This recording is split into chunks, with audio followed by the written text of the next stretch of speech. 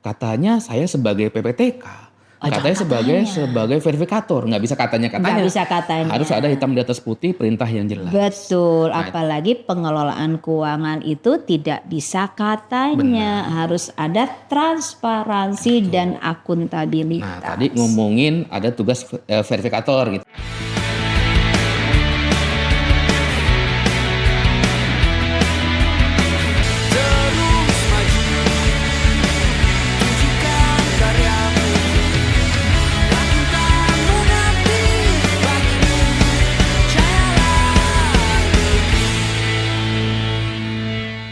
Assalamualaikum warahmatullahi wabarakatuh. Salam sejahtera bagi kita semua. Shalom, Om Swastiastu, Namo Buddhaya, salam kebajikan. Apa kabar Sobat IAI semuanya? Semoga kita senantiasa sehat dan selalu dalam lindungan Allah Subhanahu wa Ta'ala dan Tuhan Yang Maha Esa. Baik Sobat IAI semuanya, kali ini kita bertemu dengan saya, Suyudi Pradityo, sebagai anggota dari Kompartemen Akuntan Sektor Publik, Ikatan Akuntan Indonesia. Pada podcast kali ini kita akan membahas tema yang cukup menarik dan sangat menarik bahkan. Temanya tentang apa? Tentang verifikasi keuangan di lingkungan sekolah. Beberapa waktu lalu mungkin ada sempat viral ya, beberapa kejadian ada PNS yang mundur ya dari PNS-nya. Kenapa? Karena ditugaskan sebagai bendahara di sekolah. Guru ditugaskan sebagai bendahara dan lain sebagainya. Jadi ini cukup menarik insya Allah menurut saya terkait dengan verifikasi keuangan di lingkungan sekolah. Nah, pada kesempatan kali ini kita bertemu dengan narasumber yang memang sudah pakarnya di bidang verifikasi keuangan ya, terutama juga di sekolah. Siapakah dia? Nah, Bapak Ibu juga mungkin sudah familiar dengan beliau. Ya, kita sambut, kita perkenalkan beliau adalah Ibu Ratna Sari Susanti. Apa kabar Ibu? Baik, Alhamdulillah Mas Yudi. Bu Ratna, Alhamdulillah.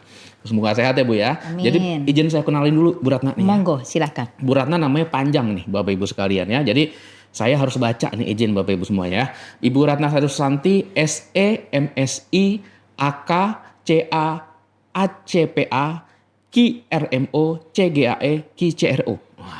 Kayaknya ada yang kurang panjang lagi tuh. Banyak lagi Bu ya. Insya Allah ya, kalau diberi berkah. Bu Ratna ini biasanya dipanggil Bu Ratna ya Bu ya, atau Bu Sari. Sari. Bu Sari ya. Bu Sari ini merupakan seorang Widya Alim di BPSDM Pemerintah Provinsi DKI Jakarta yang juga merupakan anggota dari Kompartemen Akuntan Sektor Publik ya di Ikatan Akuntan Indonesia. Nah, beliau S1-nya dari akuntansi di Universitas Pancasila. Betul Bu ya. Lalu S2 Keuangan Daerah di Universitas Pajajaran. Bandung. Jakarta, Bandung, ada WUS. Cepet sekarang ya. Ya, alhamdulillah. Cuman 35 menitan ya. Insya Allah. Dulu 3 jam. Alhamdulillah. Baik Bu Ratna. Nah, Bapak Ibu sekalian, Sobat IAI semuanya, tadi kita bahas temanya adalah verifikasi keuangan di lingkungan sekolah nih Bu Ratna. Betul. Bu Ratna sebagai salah seorang pakar atau yang mungkin ahli di bidang keuangan. Serem amat ya kayaknya.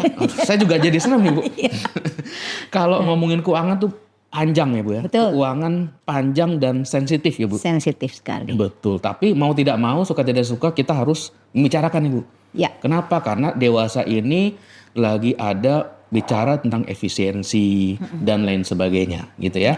Nah sekarang pemahaman yang pertama mungkin apa sih itu keuangan daerah Bu? Kalau boleh tahu. Atau keuangan lah. Iya, keuangan atau keuangan daerah ya. Ini ceritanya lama ini. Ada ahlinya di IAI itu, ada Bu Margwistin atau Butin ini. Butin ya. Pakar yang dari Undang-Undang Nomor 17 itu beliau alhamdulillah masih ada. Jadi keuangan daerah atau keuangan negara ya, kita bilang ada di Undang-Undang Nomor 17 tahun 2004 ya Mas. Itu adalah mengelola semua baik penerimaan pendapatan yang ada diterima oleh negara nanti digunakan untuk melakukan aktivitas-aktivitas yang gunanya untuk public service kepada masyarakat begitu. Nah, tapi itu hal yang kecilnya ya atau hal yang umumnya saja lah ya. Di mana aturannya juga sudah mulai berkembang tapi undang-undangnya tetap kita menggunakan itu. Nanti perbendaharaannya kita pakai tetap Undang-Undang Nomor 1 tahun 2005 tentang perbendaharaan negara yang memang di dalamnya juga mengatur daerah. Nah, turunan-turunannya itu nanti ada APP, ada kalau untuk di daerah itu ada Permendagri begitu ya. Untuk nanti di pemerintah pusat itu ada PMK. Aturannya makin berkembang, itu kenapa saya suka sekali dari mulai lulus S1 kemudian saya berminat untuk tugas belajar S2 itu terlebih pada keuangan daerah atau keuangan negara karena berkembang terus sampai saat ini. Kemarin IAI kalau nggak salah sudah ada melakukan sosialisasi juga, membantu sosialisasi juga, dan di komite standar juga melakukan sosialisasi tentang PSAP. Nanti tugas IAI juga menggodok lagi untuk pelaksanaan APC-nya. Nah, banyak PSAP, aturan-aturan main. Kita kan sudah punya standar akuntansi pemerintah berdasarkan PP 71 tahun 2010.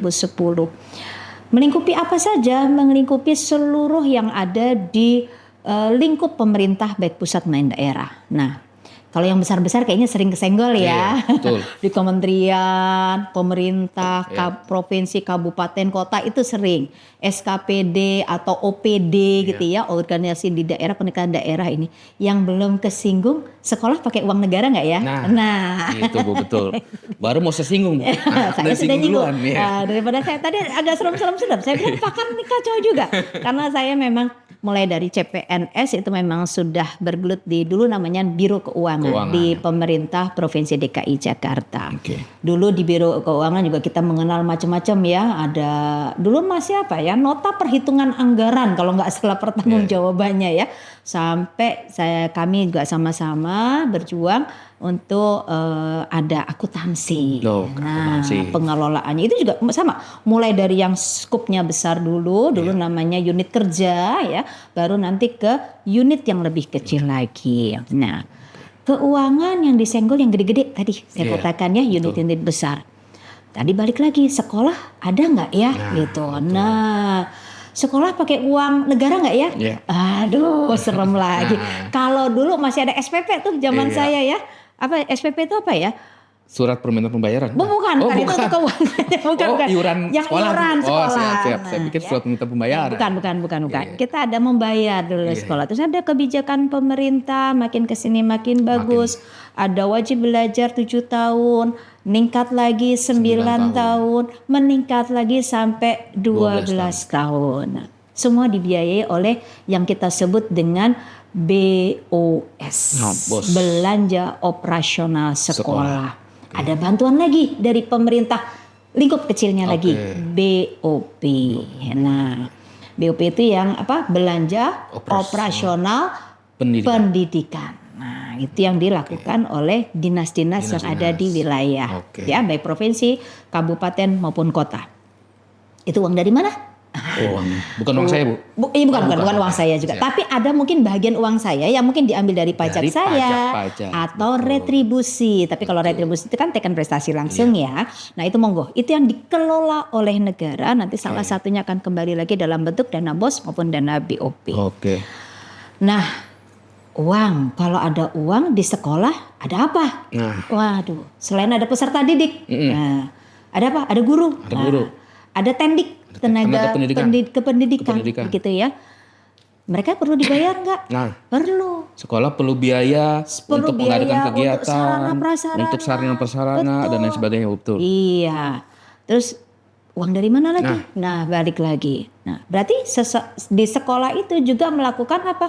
Pengelolaan keuangan. Nah, kita lihat di sini. Nah, pengelola keuangannya benar apa benar nih? Ini sekolah ya, nggak ada. Insya Allah benar semuanya. Tapi baik atau benarnya ini yang perlu kita harus tekuni. Oh, ini kan untuk kebutuhan anak sekolah. Apa betul anak sekolah membutuhkan? Gitu kan ya?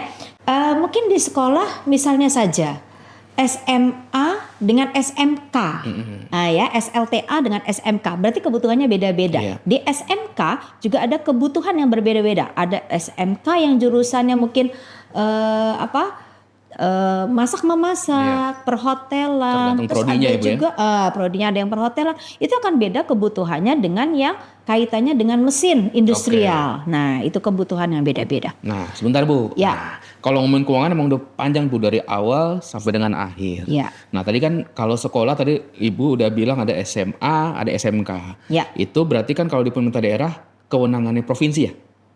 Kalau Provinsi. pemerintah daerah kewenangan provinsi, betul. Kalau dari SD, SMP itu kewenangan kabupaten kota. Kabupaten kota. Ya. Kalau di DKI Jakarta mulai dari TK sampai dengan SMA, SMK itu Provinsi DKI Semuanya Jakarta. Provinsi gitu ya. DKI Jakarta. Nah, kan mereka tadi untuk bangun sarana, Betul. untuk bayar guru honorer mungkin atau bayar apapun lah, itu kan butuh uang tadi ya. Ya. Butuh uang. Berarti kan uangnya harus dikelola tadi ya.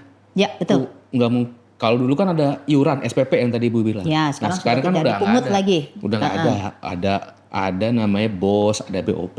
Dan itu dikelola juga anak didik siswa juga diberikan ini KJP, Betul, ada terus KJP. ada yang kartu Indonesia Pintar Yes, seperti oke. itu. Nah jadi, pertanyaan saya nih Bu, kan tadi harus dikelola. Betul? Kan mau nggak mau harus ada yang paham nih di sekolah. Ya. Ada di sekolah yang paham, kan di sekolah ada tadi Ibu bilang ada guru, ada kepala sekolah, ada tendik, tenaga pendidikan, ada siswa. Nah kira-kira yang punya kewenangan mengelola keuangan di sekolah itu siapa Bu? Nah, ini unik ya, karena tidak semua ada perangkat ASN atau PNS yang ditugasi di sana khusus untuk melakukan pengelolaan keuangan. Contoh, kalau tadi Pak Yudi mengatakan hanya tingkat SLTA dan SMK, Bapak jangan lupa ada beberapa provinsi, kabupaten, kota juga dari level TK. Yes. Nah, Oke. TK ini lucu, mungkin armadanya cuma 3 orang Pak, Betul Bu. 2 guru, 1 kepala sekolah. Iya. Padahal dia juga mengelola uang, wah TK Nggak ada tahu tata sendiri. usaha. Nah, tidak ada tata usaha, berarti ini ada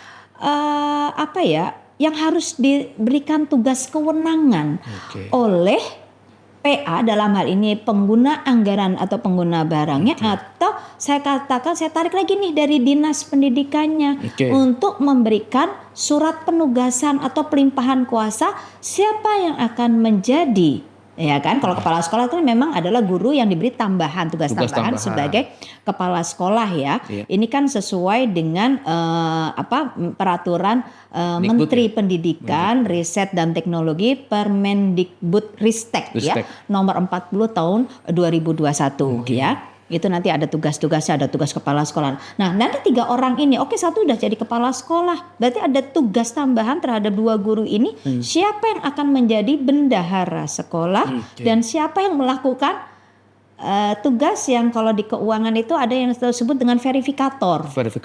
Memverifikasi. Untuk memverifikasi kebenaran, keabsahan, kehandalan daripada semua yang akan dibiayai atau dikeluarkan nanti uangnya oleh si bendahara. Ini perlu. Jadi artinya kalau TK, kalau yang lainnya ada di praktek di lapangan itu di SD itu ada guru juga. TU itu mulai adanya di SMP atau tingkat SLTP ke atas ya sampai SMK ya SLTN. Itu ada TU. TU itu adalah PNS yang ditugaskan untuk menjadi tata usaha. Atau ASN sekarang mungkin. Atau ASN ya bahasanya ya. Itu yang didirikan tata usaha itu dia kalau misalnya dia harus ada surat juga dong. Iya kan? Dia sebagai apa? Dia sebagai apa dulu. Nah, kalau dia sebagai PPQ, kalau saya katakan PPQ ya, karena PPK kan ada PPQ, 3 ya.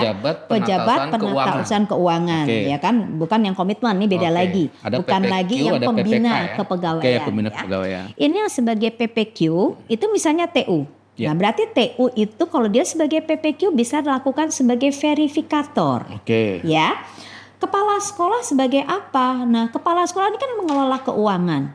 Ini selaku ya, seolah-olah dia itu bisa seperti PPTK karena dia tugasnya adalah ada tugas kepala sekolah yang tadi saya katakan Permendikbud-Ristek ya.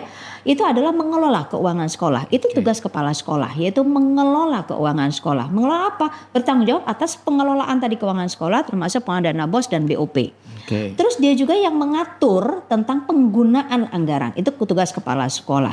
Ada lagi yang untuk mengawasi pelaksanaan anggaran. Itu di Permendikbud ya? Iya, di Permendikbud gitu ya. Ada mengelola dokumen keuangan, hanya mengelola ya, yang membuat dokumen keuangan nanti siapa kan beda, ya kan bendahara. Dan setelah diverifikasi oleh si KTU tadi. dan melaporkan keuangan sekolah, yaitu itu salah satunya. Oke. Ya, itu yang kewajiban daripada kepala sekolah. Nah, kalau ada TU, nah tadi kalau ada yang TK, SD itu nggak ada, berarti kan guru yang ditambahi tugas tambahan. Nah, itu harus ada SK-nya nih. Harus ada tuh. Nah, itu mungkin tadi yang ada di awal tadi Pak Yudi mengatakan takut mundur. Aduh, saya udah jadi bendahara, saya lakukan verifikasi, saya lakukan juga pertanggung jawabannya memang berat. Kalau misalnya dia, loh benar nggak barang ini, misalnya meja tulis atau whiteboard ini dibeli atau tidak, nanti kepala sekolah kan yang beli bendahara. Yang lakukan benar apa enggaknya whiteboard itu dari dokumen-dokumen keuangannya, yang melakukan pemeriksaan bendahara. Saya hanya bilang, nah ini yang agak membahayakan. Nah, ini menarik Bu, karena udah ngomongin pembelian-pembelian itu Bu ya. Mungkin kita pilah dulu nih Bu. Siap. Pilah dulu, ada namanya, kalau mungkin teman-teman Sobat IAI semua paham ya, ada namanya PA. Ya. PA bukan ini ya, pengguna anggaran. Pengguna anggaran. PA itu pengguna anggaran. Lalu ada namanya KPA. Kuasa pengguna anggaran. Ada namanya PPK, pejabat pembuat komitmen. Ada namanya PPK SKPD, pejabat penatausahaan keuangan. Tadi ya, SKPD atau KPD. Ya. Nah, lalu ada namanya tadi PPTK, pejabat pelaksana teknis kegiatan. Lalu ada namanya verifikator. Nah, banyak tuh Bu, namanya banyak gitu. Dan dengan tugas yang berbeda-beda masing-masing. Dan ada yang tidak boleh merangkap. Ada yang tidak boleh dirangkap gitu. Nah, kira-kira kalau contoh lah misalkan di Jakarta Bu. Di Jakarta atau di Jakarta lah yang dekat dengan kita ya, di Jakarta. Yang jadi PA siapa Bu? PA harusnya adalah Kepala Dinas Pendidikan. Kepala Dinas. Kepala Dinas di Dinas Pendidikan lah ya, contohnya misalkan seperti itu. Lalu yang jadi KPA siapa? Yang jadi KPA kalau untuk sekolah adalah di Kasudin kalau di kami. Kasudin.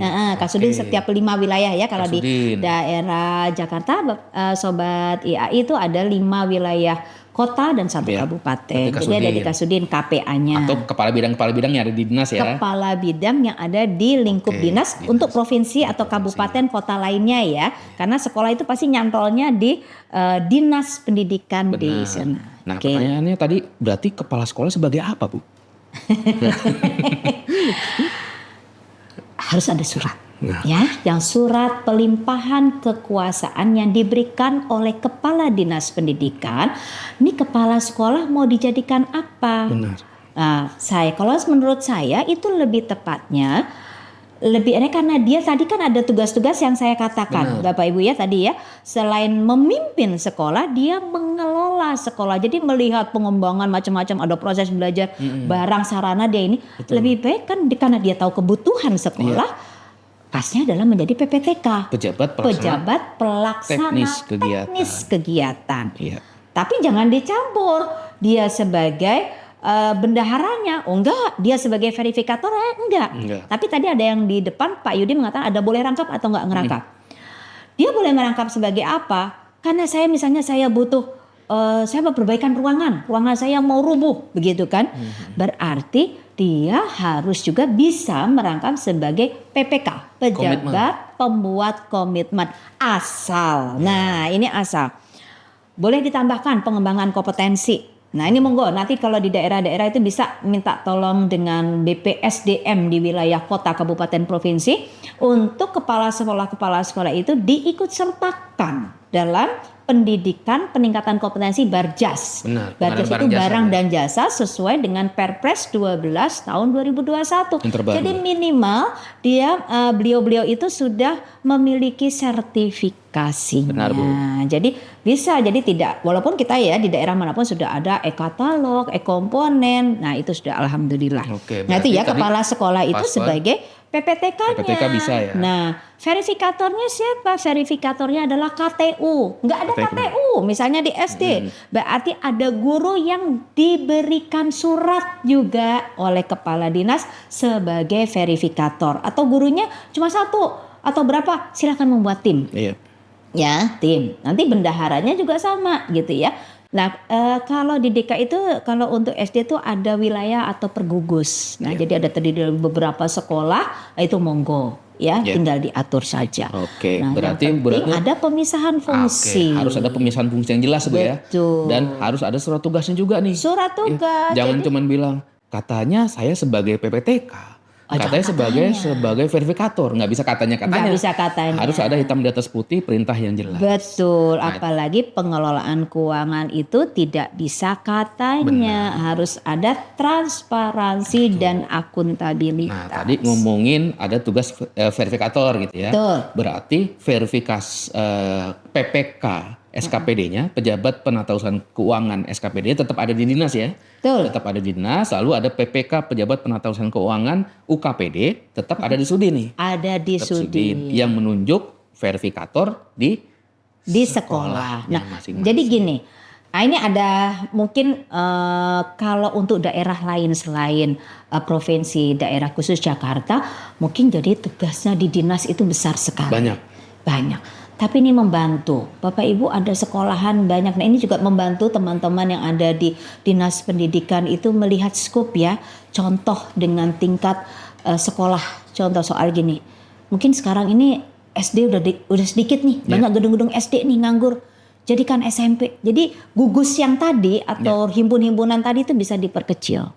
Nah gitu. Diperkecil. Jadi kalau bilang kurang armada, kurang apa ya itu memang konsekuensi kita sebagai ASN. Guna apa? Guna tadi transparansi dan akuntabilitas. Soalnya saya juga banyak keluhan nih guru-guru. Bu, tugas kami tuh hanya KBM kegiatan belajar mengajar. Kok kapan saya harus mengerjakan ini? Kapan harus mengerjakan? Nah, bukan ini. Kita memang harus kita sebut dengan multitasking. Tapi multitaskingnya juga harus didasari oleh surat yang mana kita juga merasa aman dan nyaman dalam bekerja. Itu penting juga terutama untuk pengelolaan keuangan. Siap Bu. Ya. Nah, berarti tadi menarik Ibu ya ngomongin verifikasi lagi. Sebetulnya verifikasi itu apa sih Bu? Kan udah panjang lebar tadi tuh. Verifikasi itu apa? Nah, verifikasi ini apa yang harus dilakukan oleh tata usaha tadi kira-kira? Nah, teknis tugas daripada seorang verifikator, para sobat IAI podcast di sini ada verifikasi anggaran. Kita mengenal di sekolah itu ada namanya RKAS. Wah, kalau RKAS bikin anggaran aja nggak usah dicek and recheck kebenaran. Enggak harus. Nah itu tugas verifikator atau apa?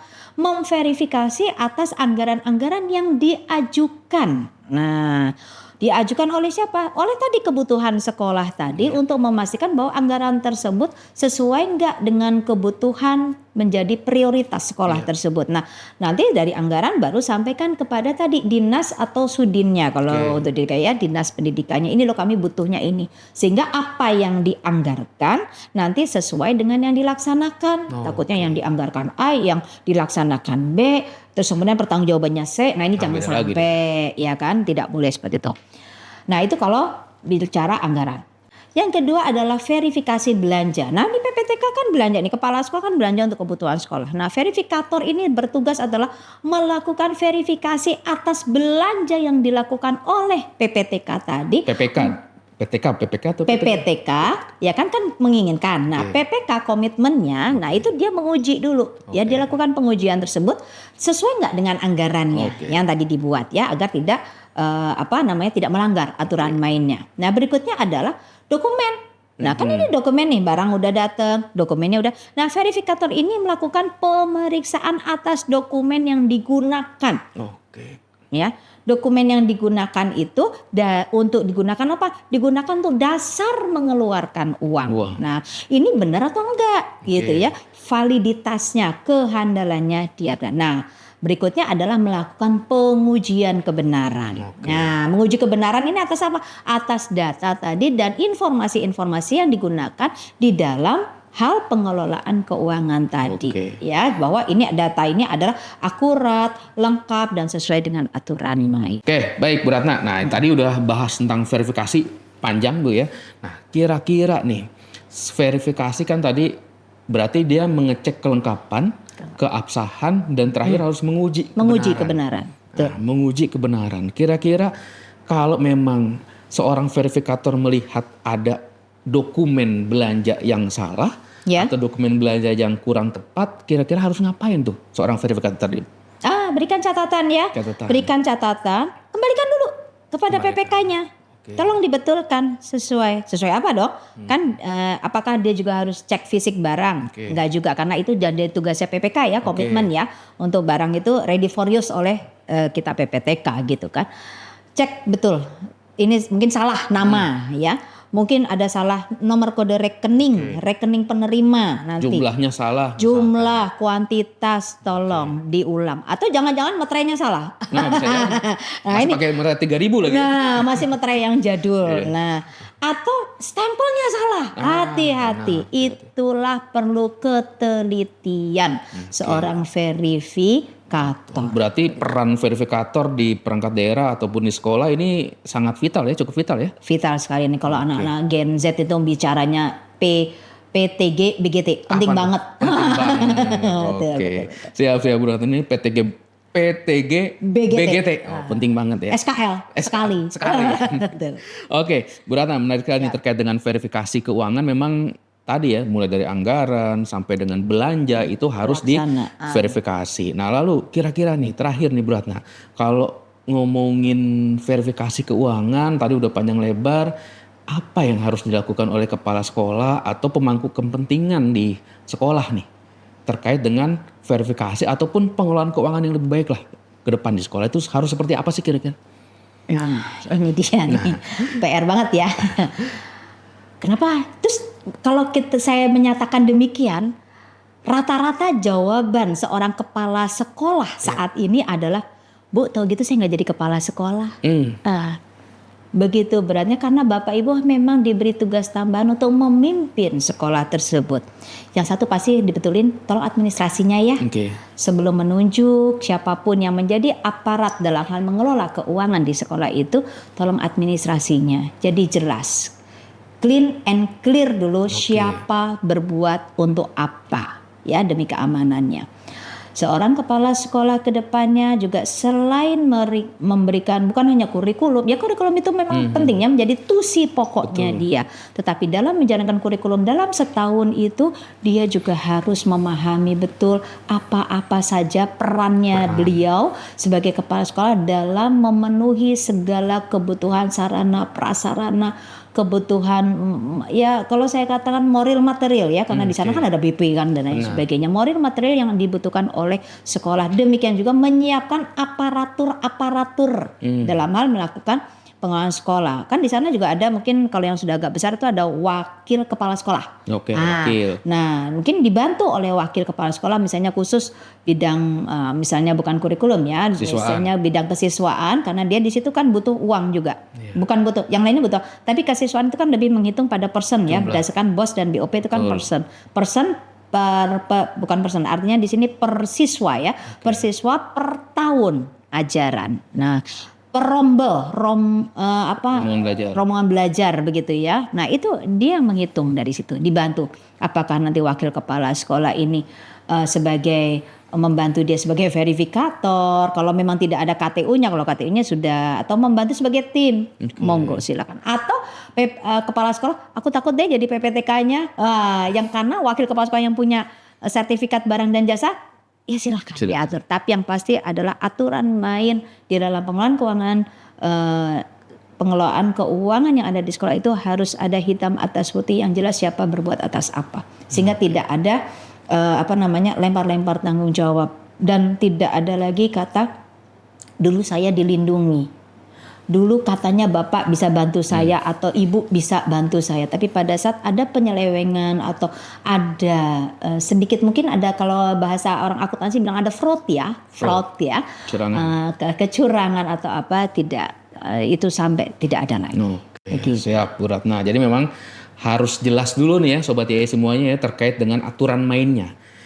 Kita sebagai kepala sekolah sebagai apa?